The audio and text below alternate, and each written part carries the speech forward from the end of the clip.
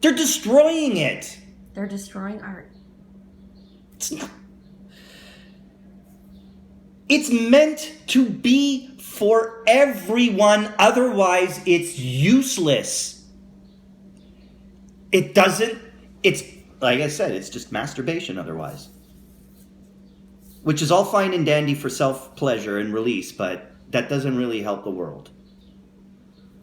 Because it doesn't even matter the content or the message. Now, just because we like contemporary and we want to explore people who are experimental.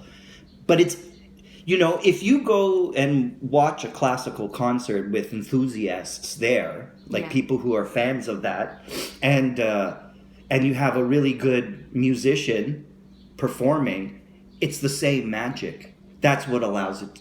That's what makes those kinds of works of art be timeless, because they will affect people no matter what time period. It's because the art is beautiful and it had that staying power because it keeps affecting people over and over. Actually, that's one thing, if you're a music teacher, that's one thing that is the best part about it, that you end up loving it, is that as your student learns more and becomes more competent and has more ability, and also during that time develops more passion, there's this point where it just takes over and the love of it just flourishes in the student, and the celebration of the whole art form and appreciation of others before that person who have come to the forefront just happens naturally. It happened to both my brother and myself and my sister-in-law, like all of us in our growing period, when you start to discover the masters in areas, even new areas or genres that you didn't know. It's a pretty exciting time. And that's why I actually still why for me contemporary is still important, is because it brings you to this current time and place. And it's about making that art now. Because I appreciate those who have done it in the past, but I do recognize that as that's a legacy that's been left behind, and it's beautiful. But if you're alive right now, you want to contribute more to it, and it's also, about it. Artist, it's an extension. As an artist, you reflect your own experience and your own surroundings. So I mean, if you're living in war times, it's much different than if you're living in, a time when you can go to your local drinking spot and all of your friends who are also artists are there, and you all talk about ideas, which is much different than a time when everyone is in a working mode and we all have families and no one communicates, and they're all much different times. And so working and looking and being inspired by contemporary is a personal experience, and it's much more reflective of you yourself and your own experience through it, because you have the same time. I agree with you, and I think that's correct and has a lot of value and merit. But then it brings us back to the circle of where it gets expressed, which is out there in this world. And the question that we had, I mean, even as a gallery, but now moving forward in our own cultural interests, is, well, we're not just going to, first of all, repeat or try to do something that doesn't work, but most importantly, we don't want to speak to an audience that isn't there or isn't caring. We want someone to have exactly that euphoric experience, that euphoric art, the experience of euphoria in art or through art as the vehicle. And that's something that you and I have always discussed since the day we met, this idea of the sublime through those experiences. So our question is now, how does that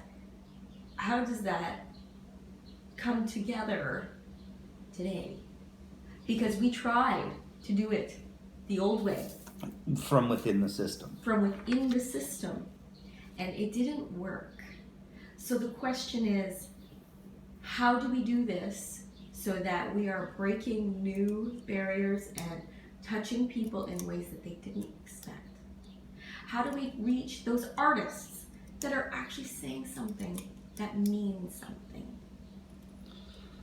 Well, I know this is just more self-interest, but for me, it's bringing them to our space and allowing that space, because it's such an awesome space that morphs into so many different things, that's the purpose. That's why we got it.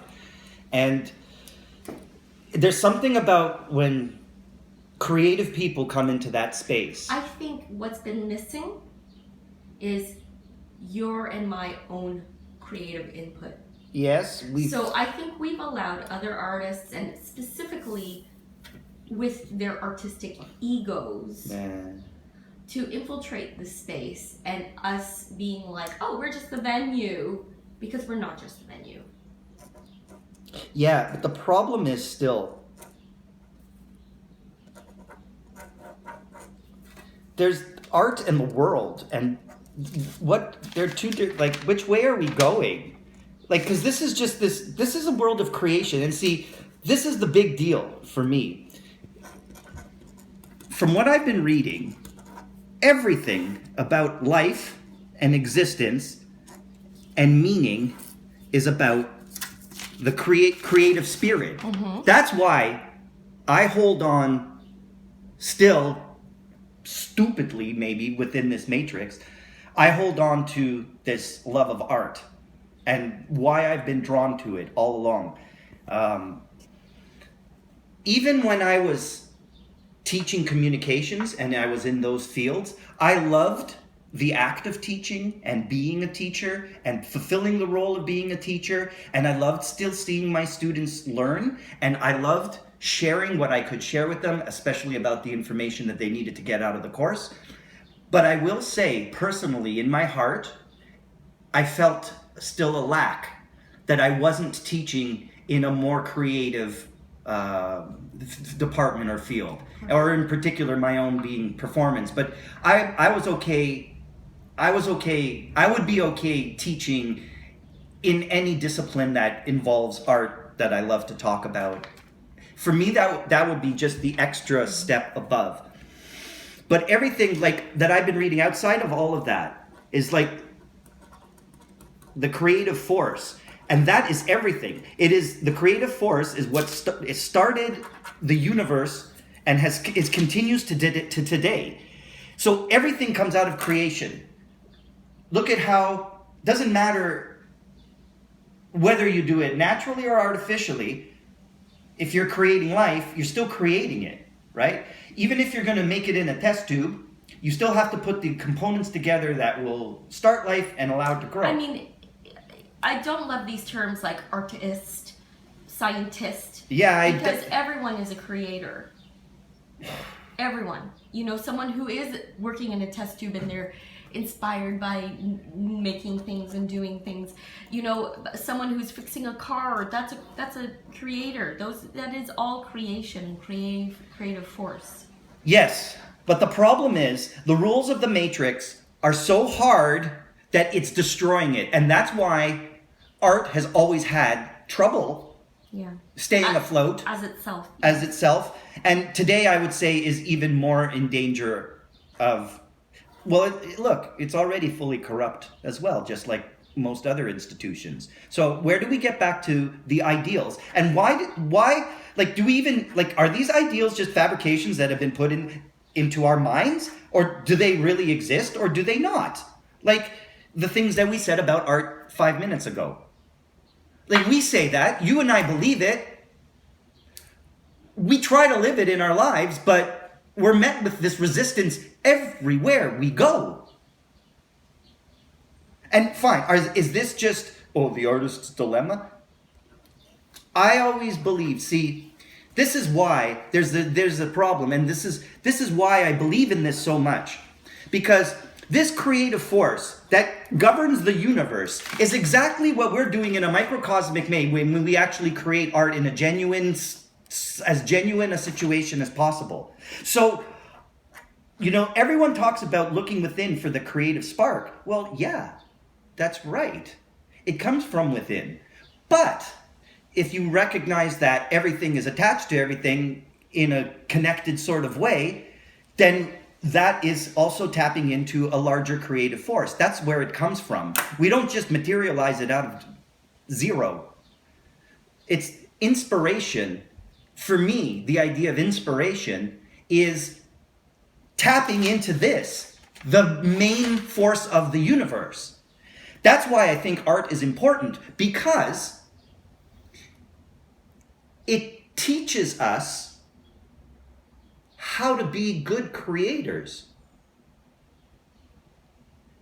based on how you make your art. It's almost like it allows us to experiment and play with things. Because you know what? Imagine, like, if we want, let's say, this blow up the idea.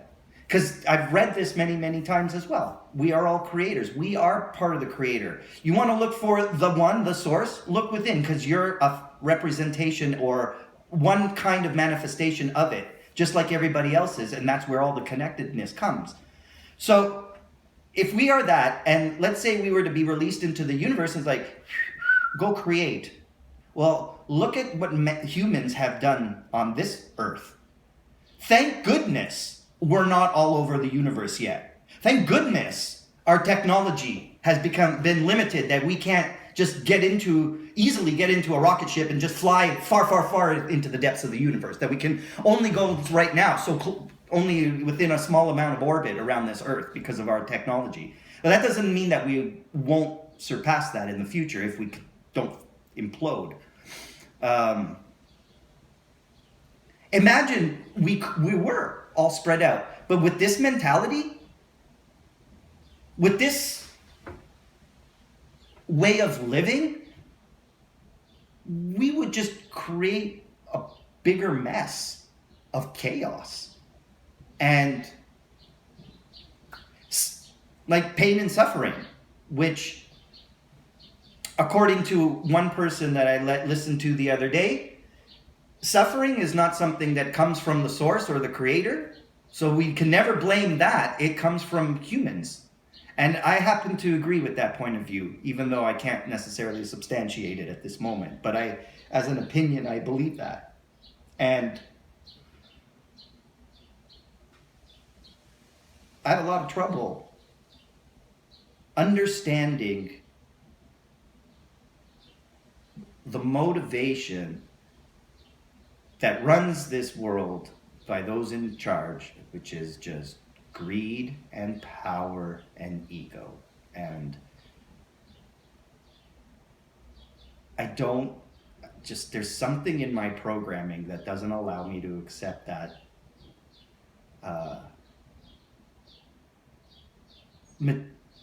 what's this just material bullshit. It comes, it goes. You know, think of people, ooh, my iPhone. Remember when we were in China and it was like, what was it, the 3 that came out? Ooh, iPhone 3. iPhone 3. Now if you see someone pull out an iPhone 3, you're like, that's old. What are you doing with an iPhone 3? It fucking becomes garbage. We have a pile of electronics in our basement. When we bought them, it was like, woo, fast. My new fast computer. And now it's slow. It's sitting there collecting dust.